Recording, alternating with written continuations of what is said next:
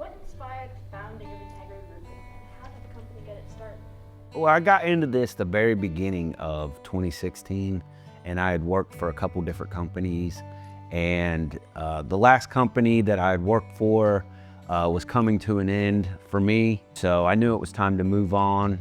The number one thing that I experienced in the two companies I worked for prior is that the owners, a lot of the sales guys had no integrity. Integrity is something that I've always had, I've always believed in. So I thought, you know, what better name than Integrity Roofing? So June of 2017, I started it in my living room of my house.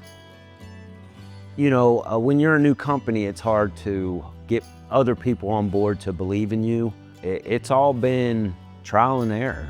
I never owned a company, I never started a company before, so all this was new to me. You know, realizing that I couldn't do everything and that I needed help, and then reaching out and asking for help, I think that played a huge part. I know a lot of people try to do everything themselves, and running a roofing company, you know, you need help.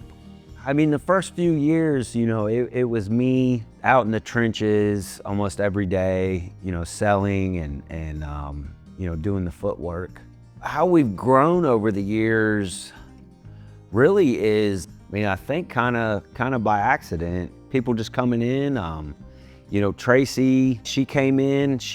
I think she was working at a child care center, and you know, she wanted to kind of grow, and she had her strong suits. She's very good with customers. She's very good at her job. You can always count on that whatever Tracy's working on is going to be done on time and done correctly. Elizabeth is behind the scenes. She does the books, she cuts payroll.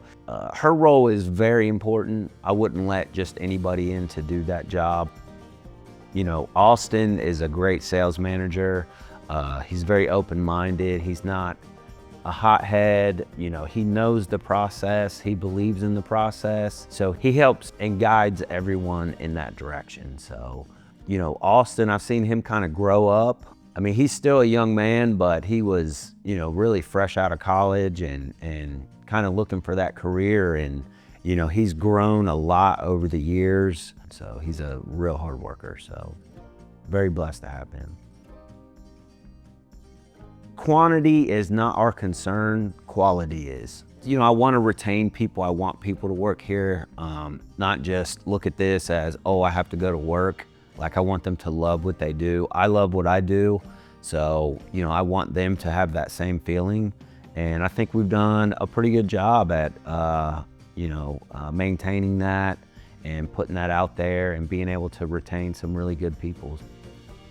I used to think that we were gonna blow up and take over the world. And, you know, I realized over the years that that's not what I want. I don't have to be the biggest. I've realized that a few good employees and a good team of people is way better than, you know, having 30, 40 people. I think keeping it small, keeping it personal, and, you know, continuing on the path that we're on, I think that would be my long-term goal.